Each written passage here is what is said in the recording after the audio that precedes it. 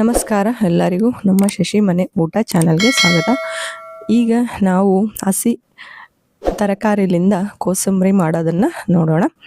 ಇದಕ್ಕೆ ನಾನು 2 ಸೌತೆಕಾಯಿನ ತೊಗೊಂಡಿದ್ದೀನಿ, ಆಮೇಲೆ 1 ಗೆಜ್ಜರಿನ ತೊಗೊಂಡಿನಿ, ಆಮೇಲೆ 1 ಉಳ್ಳಾಗಡ್ಡಿನ ತೊಗೊಂಡಿನಿ, ಆಮೇಲೆ ಮೆಂತೆ ಪಲ್ಯನ ಸೋಸ್ಬಿಟ್ಟು ಸಣ್ಣದಾಗಿ ಕಟ್ ಮಾಡ್ಕೊಂಡಿನಿ.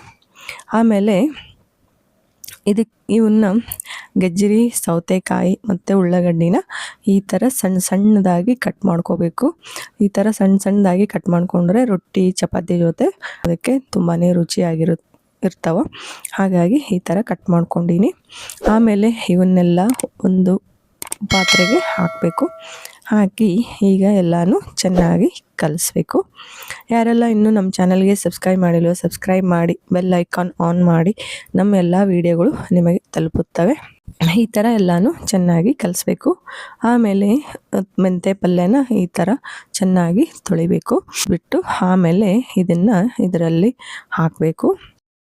ಸೌತೆಕಾಯಿ, ಗೆಜ್ಜರಿ, ಉಳ್ಳಾಗಡ್ಡಿ, ಆಮೇಲೆ ಮೆಂತೆ ಪಲ್ಯ ಹಸಿ ಇರೋದ್ರಿಂದ ಇದು ತುಂಬಾ ಆರೋಗ್ಯಕ್ಕೆ ಒಳ್ಳೆಯದು. ಇದನ್ನು ಸೈಡ್ ಡಿಶ್ ಆಗಿನೂ ಯೂಸ್ ಮಾಡ್ಕೋಬೋದು.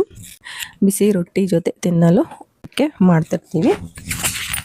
ಈ ಥರ ಎಲ್ಲನೂ ಚೆನ್ನಾಗಿ ಕಲಸಿ ಆಮೇಲೆ ಇದಕ್ಕೆ 2 ಸ್ಪೂನ್ ಶೇಂಗಾ ಪುಡಿನ ಹಾಕಬೇಕು. ಇದು ತುಂಬಾ ಟೇಸ್ಟಿಯಾಗಿರುತ್ತೆ. ಇದನ್ನೊಂದು ಸಲ ಟ್ರೈ ಮಾಡಿ ಹೇಗಾಯ್ತು ಅಂತ ನನಗೆ ಕಾಮೆಂಟಲ್ಲಿ ತಿಳಿಸಿ. 2 ಸ್ಪೂನ್ ಶೇಂಗಾ ಪುಡಿ ಹಾಕಿ ಆಮೇಲೆ 1 ಸ್ಪೂನ್ ಗುರಳ್ ಪುಡಿನ ಹಾಕ್ತೀನಿ. ಹುಚ್ಚಳ್ ಪುಡಿನೂ ಅಂತಾರೆ. ಇದನ್ನು 1 ಸ್ಪೂನ್ ಹಾಕ್ತಾಯಿದ್ದೀನಿ. ಹಾಕಿ ಈಗ 1 ಸ್ಪೂನ್ ಎಣ್ಣೆನ ಹಾಕ್ತಾಯಿದ್ದೀನಿ. ಹಸಿ ಎಣ್ಣೆನ ಹಾಕ್ತಾಯಿದ್ದೀನಿ. ಎಣ್ಣೆ ಹಾಕೋದ್ರಿಂದ ಇದರ ಟೇಸ್ಟ್ ತುಂಬಾ ಟೇಸ್ಟಿಯಾಗಿರುತ್ತೆ. ಹಾಗಾಗಿ 1 ಸ್ಪೂನ್ ಅಷ್ಟೇ ಸಾಕು. ಹಾಕಿ ಇದರಲ್ಲಿ ನೀರಿನಂಶ ಇರುತ್ತೆ, ಹಾಗಾಗಿ 1 ಸ್ಪೂನ್ ಹಾಕಿ ಕಲಿಸಿದರೆ ಆಯಿತು.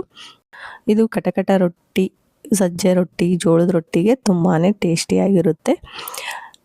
ಇದನ್ನೊಂದು ಸಲ ಟ್ರೈ ಮಾಡಿ. ಇದನ್ನು ಉತ್ತರ ಕರ್ನಾಟಕದಲ್ಲಿ ತುಂಬಾ ಮಾಡ್ತಾರೆ. ಕಾಯಿ ಪಲ್ಯಕ್ಕೆ ಟೈಮ್ ಹಿಡಿಯುತ್ತೆ ಕುದಿಯೋದಕ್ಕೆ ಅಂದಾಗ ಇದನ್ನು ತುಂಬ ಫಾಸ್ಟಾಗಿಯೇ ಮಾಡ್ಕೋಬೋದು. ಎಲ್ಲನೂ ಹಸಿ ಇದೆ ತಿನ್ನೋದ್ರಿಂದ ಆರೋಗ್ಯಕ್ಕೂ ತುಂಬಾ ಒಳ್ಳೆಯದು. ಹಾಗಾಗಿ ಇದನ್ನು ಹೇಳ್ತಾ ಇದ್ದೀನಿ.